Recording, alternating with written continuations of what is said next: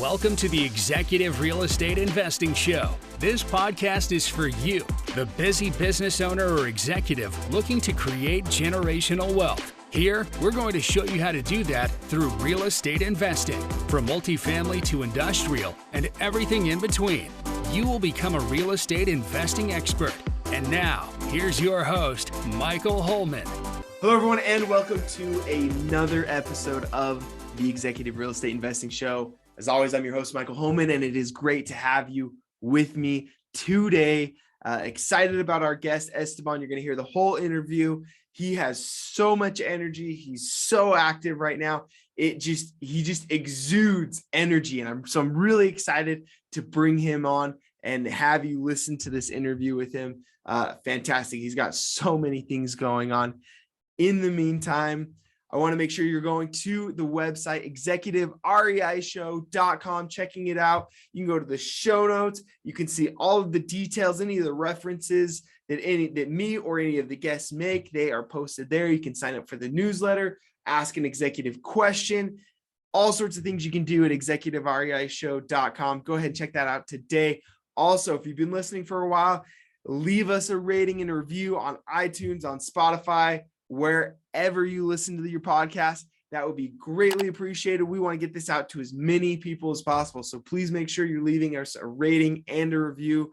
Like I said, whether that's Apple Podcasts or whether that's Spotify, wherever that is, we'd really appreciate that. And like always, we are going to start today's episode with an executive tip. And today's executive tip comes actually from our guest, Esteban, right?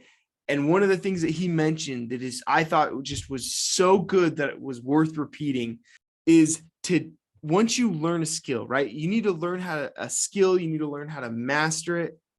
And then in your business, in order to scale it and in order to grow it, you need to learn this thing and then you need to give it away. You need to teach someone else how to do that thing, how to do that skill and do it as well or better than you did it. That's what allows you to free you up to go do more things, right? And so he talks about this idea of mastering a skill and delegating, mastering a skill and delegating. And I love it, right? It was so good. I had to repeat it right up front. Listen for it throughout this episode because he goes into really great detail, but I'm not going to waste any more time. We are going to go right in to our interview with Esteban. Hello, everyone, and welcome to another episode of the Executive Real Estate Investing Show. As always, I'm your host, Michael Holman, and I am joined by a fantastic guest today. His name's Esteban Andrade. He has been awesome. We've been talking a little bit before we started recording.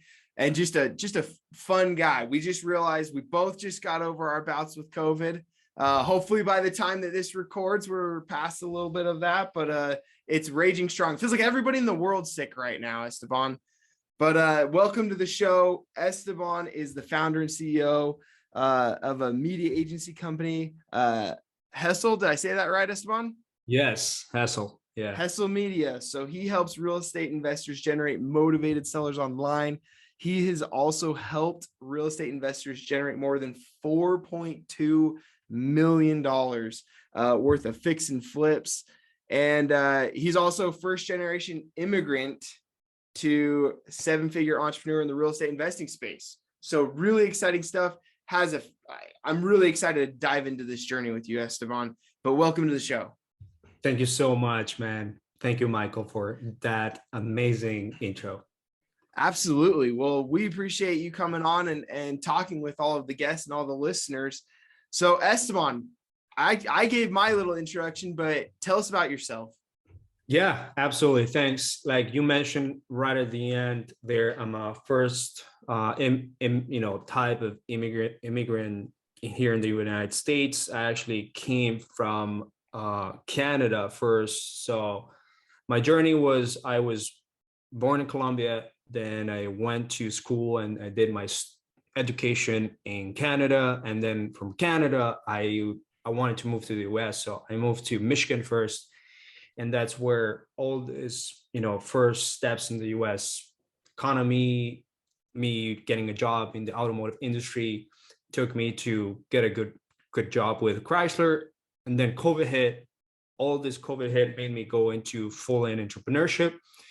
And when I went full into entrepreneurship, we have grown our media agency from basically zero to $150,000 a month. And right now it's 2022, and we're trying to now acquire more properties, get into real estate investing even deeper, not only for like tax purposes and everything that goes behind it, but like we need to use this cash flow money that the media agency is doing into true real estate investing. So that's what we have right now in 2022. Again, Colombian guy that turned to be a entrepreneur and business owner in the US that did it through like Canada, US connections. That's awesome. No, there's so many good things in that introduction, and I'd love to talk just a little bit. Right, we talk about Hesel Media. Talk to me about what Hesel Media is. What does it do? Absolutely. So Hesel Media started me like listening to a lot of Gary V like back in the day. And it was Gary V, Grant Cardone, Robert Kiyosaki, all these people mixed together into like YouTube videos. And Gary V kept just going with hustle, hustle, hustle. And I was like, I gotta hustle my way while I'm in a job. I'm doing my 8 to 5, and I need to find something where I can find passion from and hustle my way out of this. So it first started as a clothing brand that I wanted to call it Hustle, but like there were so many clothing brands already called Hustle, Hustle Co, Hustle whatever, Hustle. And I wanted to be different, and I just was like, I still wanted to be Hustle. How can I make it hustle without making it hustle? So I went ahead and typed on Google hustle definition, and just to see if there is any word that I can put down there. So the pronunciation of it's Hesel, which is H and inverted E's. All right, SEL, inverted E's. And I was like, I can use that and just brand myself that way. So I started like a clothing brand, which is really freaking hard to grow. From clothing, I know multiple people who started private label clothing brands, and it's a tough road, but it is. I understand. There's so much competition, and there's just you just have to. It has to be a strong brand to start with, or have to have a community where you can sell it to and then scale after that, because otherwise it's hard. And then so I wanted to create something out of that. And I started getting into like the e-commerce and marketing and all these things that you can do, because Gary Vee suggested, like, try different things, try what you can excel on. And I tried e-commerce, and I tried lead generation. Lead generation was like, I had no idea what it was, like what even a lead generation. and I started doing that with a Canadian company as a freelancer, and the freelancing was just something for me to get experience. It was like free work that I did in the beginning, but it was like me giving trials to potential clients. There were gym owners, realtors, and other type of clients, where I learned to generate leads for them through social media and through advertising. So that's how I learned the ropes, until I was like, I'm going to create my own stuff, because now I'm been doing a freelance for a long time now. Let's just add to Hesel, this thing that never really grew, and I have an LLC and I have everything. Let's add a media to it. So Hesel Media was born because my e-commerce didn't really hit it. My clothing brand didn't really hit it. Let's just try media, and I'm getting good at this, and you can create a business out of it. So boom, that's Hesel Media started right in there. That's awesome. And I love the journey, right? I mean, I love when the willingness and the ability to look at a problem, right? Try something. And if it doesn't work, pivot, try again, pivot, try again. I mean, one of the things that I see most common in business owners and real estate investors is they're too willing to give up, right? It's like, if you don't hit it big, if there's, if you haven't made $1 million in the first month and it was all a failure and you're never going to try again. And that's not how life is, right? I mean, and so I love how you mention that, because I mean, no matter what it is, right? Whether it's building a business like you're talking about, whether it's real estate investing, either one, they're so similar in the fact that like the first time you might fail. You just know less. Like your probability of failing the first time you try to do one of those things is a lot higher than the 10th or 15th or 20th time when you know what you're doing, right? And so I love that mindset. I love that ability to look at those situations and pivot and keep going. That's just fantastic, Esteban. Yeah, and 100%. I like, one of the first things that I understood from the very beginning, and this was like something that I would listen to YouTube every single time, or a podcast, is like, in order for me to work this and like to make it work, I had to really like exercise my brain, my mind. I needed to exercise that. I was really into like exercising my body back then. And I never really put time into exercising my brain, my mind first, right? Like I never really like put time into like, how can I perfect this so that this can move mountains? So that's when I started like really going to personal development really strong. And honestly, the word hustle, it could be a really good thing and a bad thing, because if you hustle so much, so hard for a long period of time, you can also get burned. If you haven't accomplished anything, you can get depressed. If you don't get to your goals, like it could hit hard on your mental state. But hustling smart, all right, with the right mindset will beat anything, because you will understand that some things will require more than just hard work. All right. It will require knowing the right people. It will require creating the right systems. It will require hiring the right people. All right. It will require all these things that you learn on the journey of working hard and hustling. All right.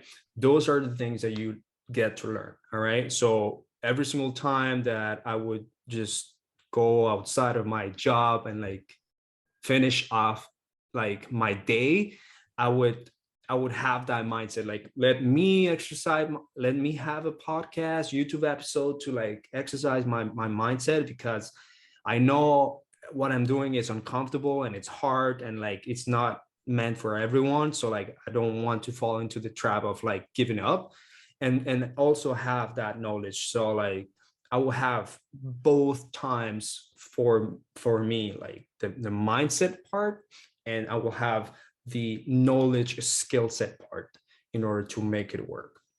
Yeah, no, and so I love how you're mentioning these things that are just so important. I mean, I remember I just read a statistic the other day, right? And it's like the average person, for example, reads less than one book a year.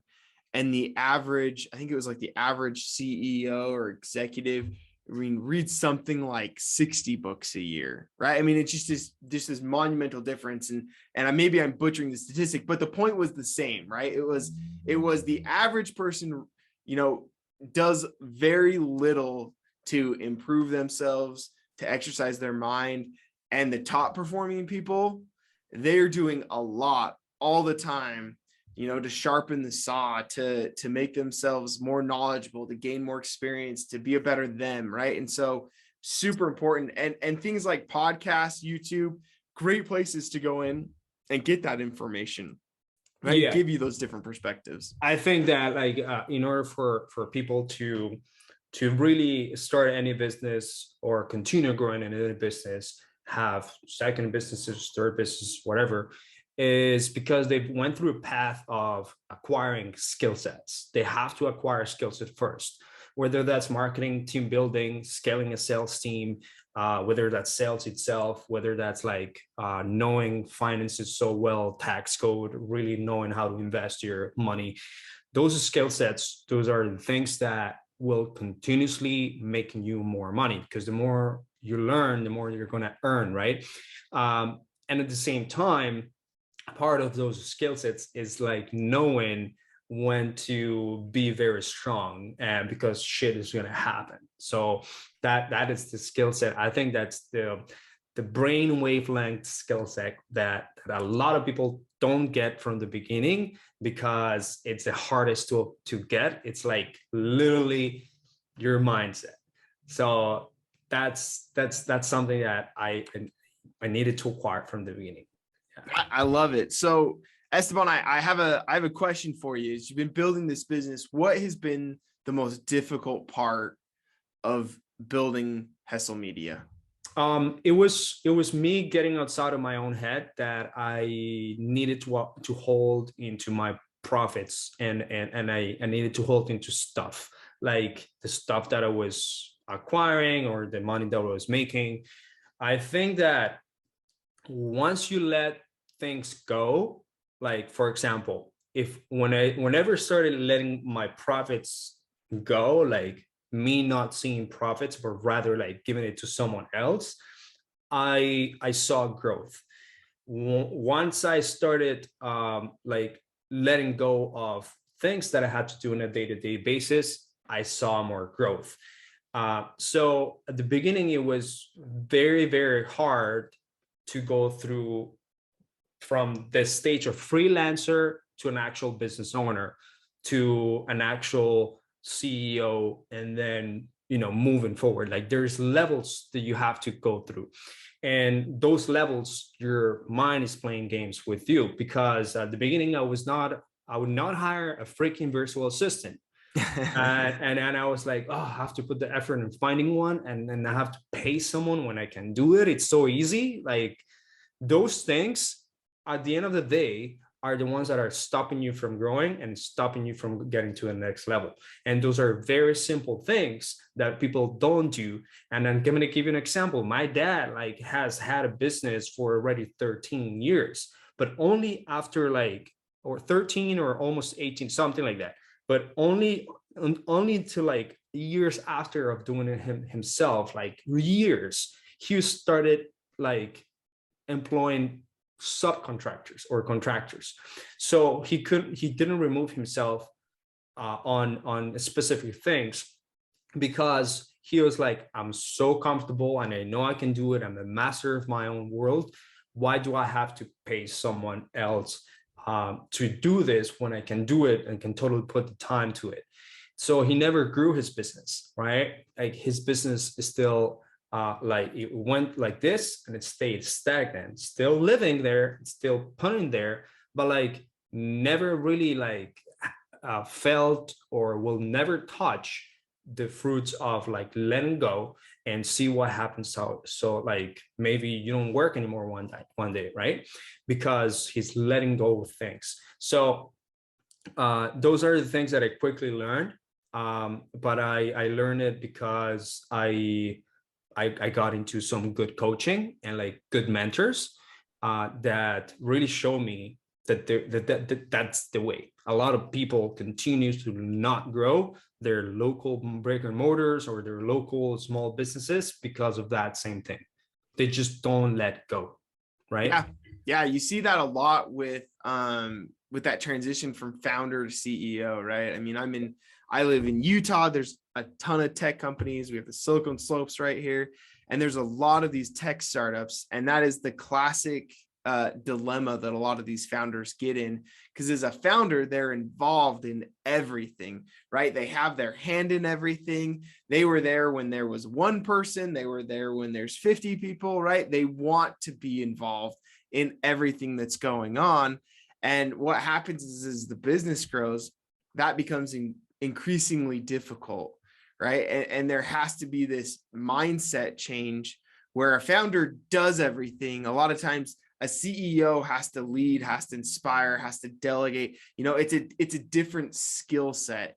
And that's oftentimes a hard transition for people. And so I love that you kind of point that out, because it's very, very true. I mean, it happens oftentimes, even from when you're going from 1 or 2 employees, or from 0 employees. Let's say it's just yourself to 1 employee. I mean, even that in of itself is a big jump. It happens when you have 100 employees, right? You have to find those ways to leverage those around you and provide, and that's good for the people too, right?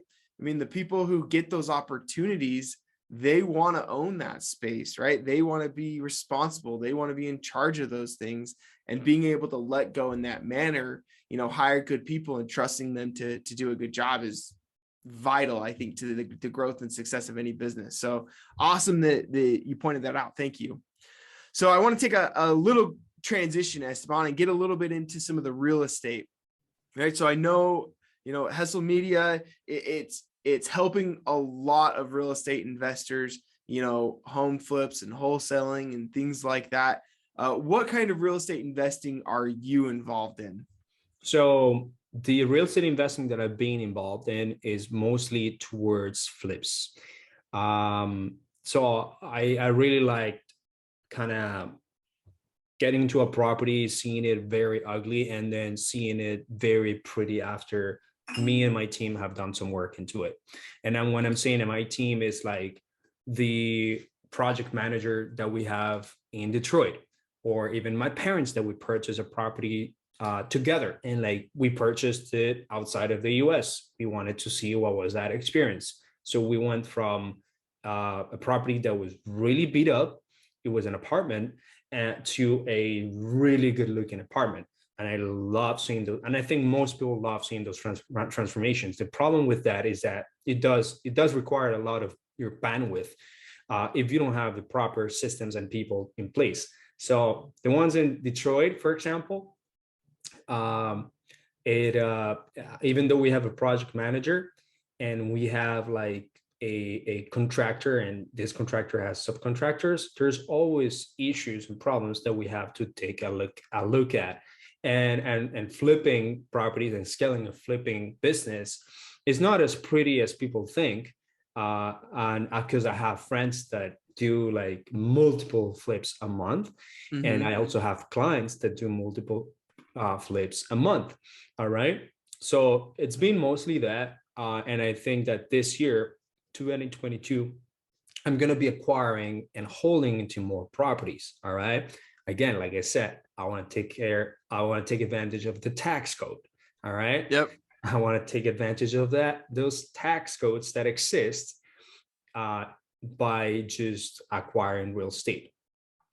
Awesome. So what type of real estate you got your eye on, coming in 2022? So again, it's going to be single families as well, but I do want to really be open to multifamilies. I want to be open to duplex, quadruplex, and even open to apartment buildings, small apartment buildings, nothing too crazy for the moment, so that we can utilize our cash flow very well. And our CPA have given us some really, really cool strategies that we can take advantage of. So for example, creating a foundation and having that foundation hold properties for low income people, all right, low income renters, to have a very accessible rent, right, and accessible. I'm not sure if you're familiar of it, but like that's one of the strategies, tactics that our CPA recommended if we're going to start like purchasing more and more properties, right? So that's what I want to take a look at way deeper this year. We're already doing our search. We're already kind of trying to work with my own clients because they are wholesalers and they just work sales and marketing.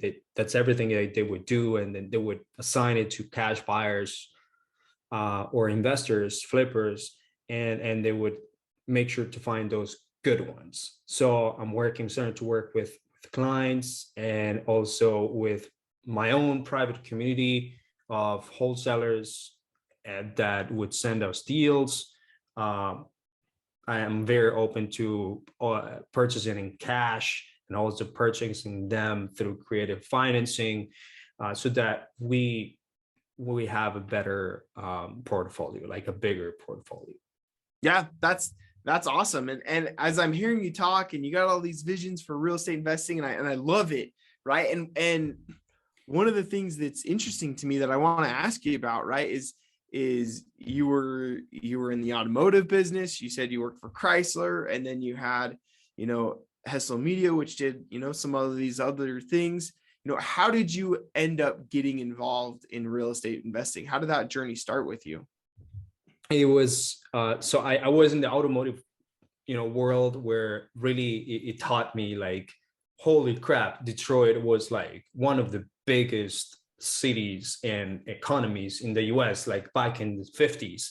And I'm like, wow, like what happened here was like freaking it was bad, but like it was super like huge, that such a big city and big economy would crash, and like just now has like abandoned homes, abandoned full skyscrapers, and there's opportunity now, because there's so many abandoned homes and like neighborhoods that need to be revitalized and rised up from the crash. That I started to look into that in Detroit. So when I started to look into that in Detroit was like my number one place of inspiration. It was like the place where I was like, whoa, there's opportunity here. And look at those so many houses that need repairs. Look at how so many houses and so many neighborhoods that we can turn around. Okay. So I started like really to get to know those people that were doing it in a massive scale. One of them were these Argentinian investors from a company called Detroit for Cash. And of course, their model was very appealing to me to learn. Was like, hey, I'm going to learn how they are utilizing Argentinian foreign investors' money to keep buying properties, fixing them up, flipping them, of course, and putting it for a rental shape, and renting it and selling it to these Argentinian investors. They had the whole 9 yards. They had the acquisitions company, they had the property management company, and they had the realty brokerage company, because this whole family was into real estate heavily. So I learned by helping them. So I remember I approached them because I posted on Facebook, I'm helping real estate wholesalers and investors acquire more off-market property. Who wants to know how? So I posted on Facebook. I remember it was like a Facebook group or something like that. A bunch of people were like, hey, just teach me how, or hey, like reach out to me, somewhere non-serious, somewhere serious. I was trying to acquire clients, and one of these Argentinian investors told me, call me. And I'm like, sure, what's your number? Send me a number by DM. They're like, all right, what's going on? He told me to call you, which is a bad approach, because I should have qualified him before so I don't waste time. But he was like, call me, let's talk about this. Of course, we both speak Spanish, explained to me the situation, how he had a lot of buyers ready to like buy the properties that they would flip. And he did not have a lot of inventory. He needed inventory, like he needed homes, because he only relied on auctions, bird dogs, and other wholesalers. All right. He at that time he did not have any cold calling operation, or he did not have any direct mail. He had like auctions, bird dogs, other wholesalers, and a normal website. Okay. So I was like, I can help you find other off-market properties. Just show me your ways, what you're doing. Like, show me the inside of your operations. I want to learn more about wholesaling and real estate investing and the way you're doing it, because I love to do this in Colombia. I love to like also get investors in Colombia that have money and they want to invest in Detroit. and in exchange, I'll do this for you. So I'm going to run your Facebook ads, and Facebook ads is going to provide you opportunities with off-market properties. So your sellers, literally homeowners, will fill out the form, fill out a survey, tell you that they need to sell. We ask them a couple more questions, so it's not too easy for them to go through the whole funnel. And then we send you the information. Your job is to follow up with that person and lock up that contract if it's a good deal for you. He ended up locking up like 24 properties in less than 5 months. Again, this guy was a big spender. Like he would from auctions and all his bird dog method and things like that, he would acquire like 300 properties a year because he had a lot of business from Argentina. Mm-hmm. And only from this channel, Facebook, he acquired 24. I think it was 24 or 27. Right now, I forgot. I will have to talk with him again.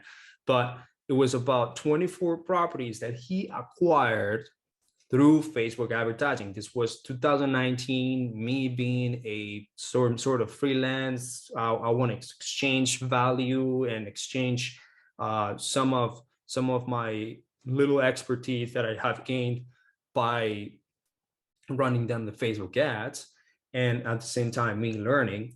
So that's how I got in deeper into it, because the more YouTube I would learn, it will be like, oh, I just learned YouTube, but I wouldn't take action.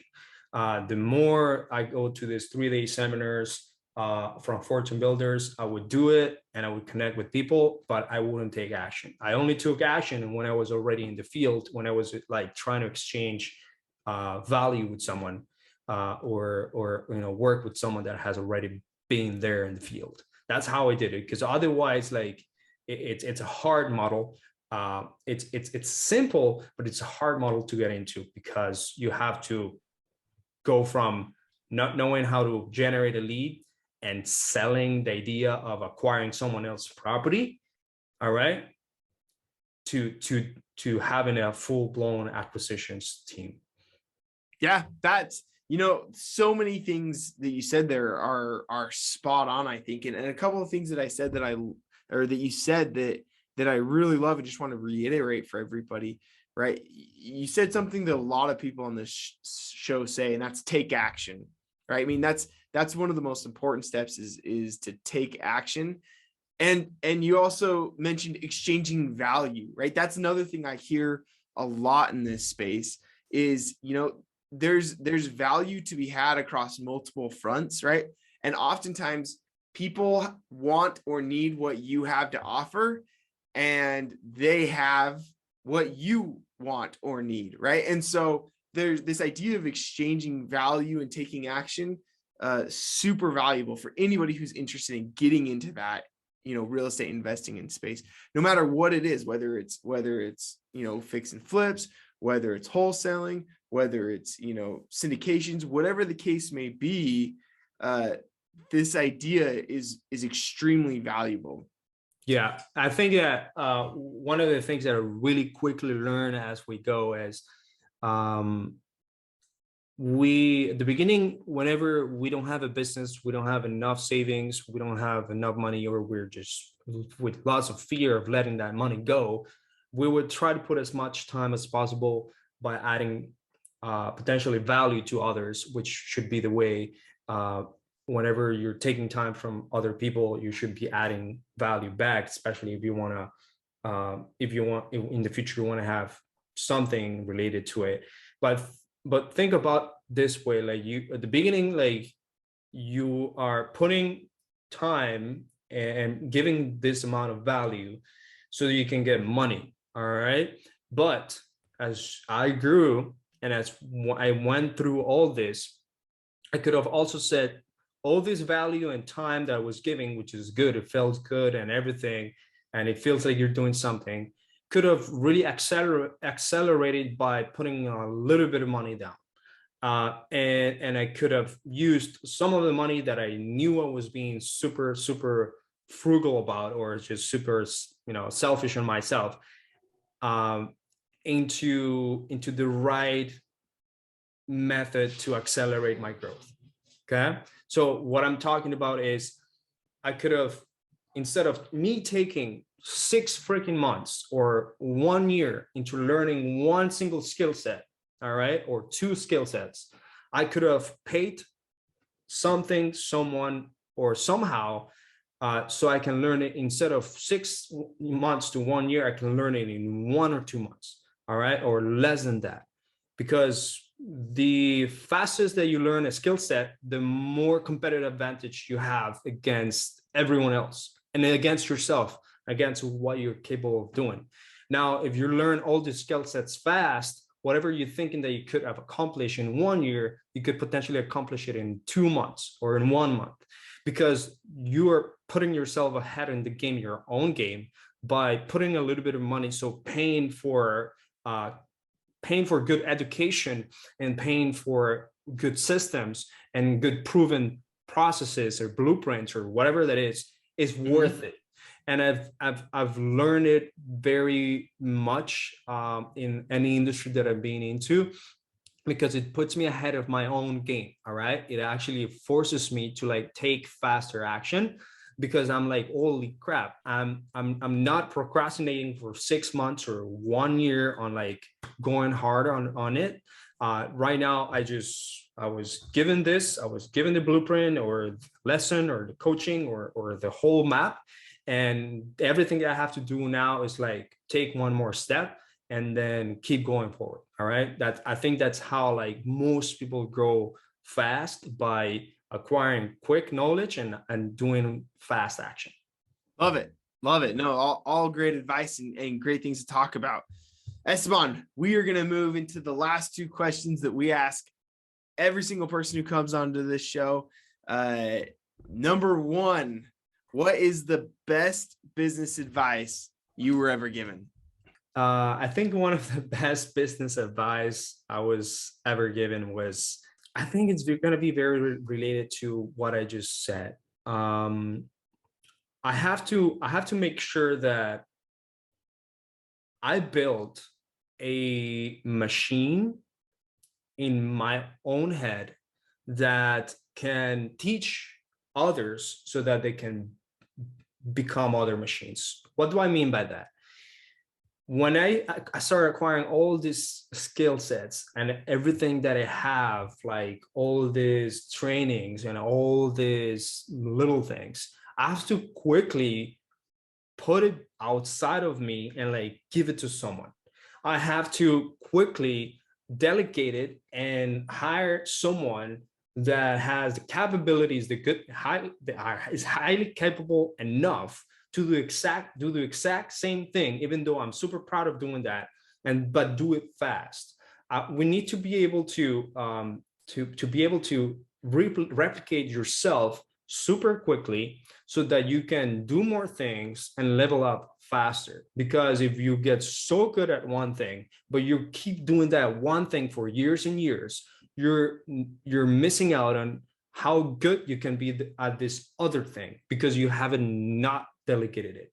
So I think that being able to quickly think about how you can get so good at something and then delegate it, learning it, all right, learning the very high level and very good of it.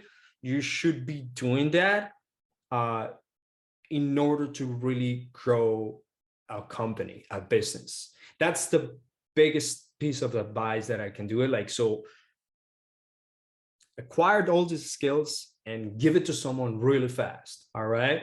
But make sure that you master the skills and give it to someone really fast. And that person is going to help you really grow your business. It has happened to me, like in my business, like maybe with 2 or 3 key people right now. And now I don't have to do anything but like do micro optimizations, micro corrections here and there, or teach them new things, because that's the way it should be, right? I think it's kind of like a kid where you have to like really teach them real fast of what you have learned. Fantastic. I love it. Great advice.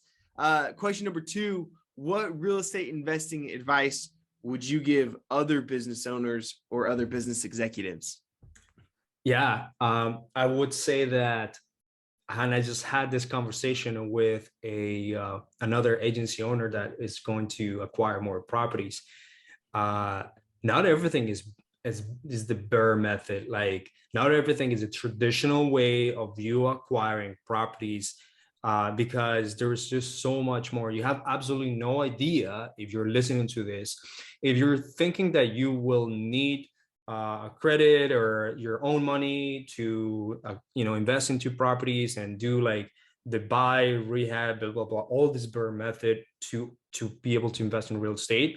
There is things such as creative financing, so you can do direct seller acquisitions where you also take over mortgage. You can also make the seller a bank, where you can also have different exit strategies, lease option, whatever that is, and in your tool belt to really be involved into real estate investing. So not everything is the way that you can think of. And the way the banks work, not everything is going to be that way. There's going to be other methods that you have to learn, all right, in order to expand your portfolio and have more opportunities coming in. And I want to say that goes along with learning skill sets. Again, I'm big fan of learning skill sets. They're learning the skill set of marketing yourself, and learning the skill set of selling. All right. So those are the number two skill sets that you should be like putting yourself out there. Like you as a real estate investor, or as someone that wants to do real estate investing, in order to acquire more properties, you have to learn how to market yourself, whether that's in your own community or other communities. As that go-to, as that go-giver, as that person that knows this more than others, that adds value here and there, or that person that whatever your accomplishments is, market yourself. You're gonna create a lot of joint venture opportunities. But at the same time, if you market your business, you're gonna be able to for people to really find you and do business with, which in this case would be homeowners that need to sell their house. So marketing, learning how to market yourself, it's crucial. And then that second part is going to be like selling after someone has inquired to work with you. Great advice. I love it. Well, Esteban, how can people get a hold of you? Follow me on Instagram at Estenick, so at ESTENICK. You can also take a look at my website, estebanandrade.com. There you will be able to find some of the podcasts that I have been a host on, Online Hustlers podcast. We usually take into real estate investors or wholesalers, flippers, as well as guests, and some of those are clients of ours, and we ask them questions about how they're crushing it in the real estate investing game or the real estate wholesaling game. So just go to that website and follow me on Instagram and reach out to me, and I'll be happy to chat with you. Fantastic. And we'll make sure that all that gets in the show notes. So if you're listening to this and you want to go find Esteban, we'll put it in there for sure. Esteban, one other thing I got to ask, what is in your business? What is it that you're looking for right now? This is the last question I want to ask for, but I got to put it out there. What in your business right now are you looking for?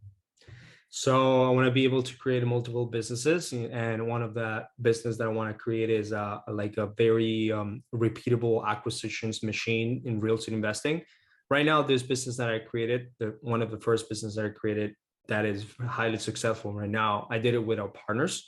But if I create another business on heavily in acquisitions and real estate, I would prefer to do with someone that is an integrator, someone that is really well versed into gluing operations and team together and things like that. So I don't have to go through that through another business, and I have enough track record in order to grow a team and grow salespeople and lead generation and marketing and sales.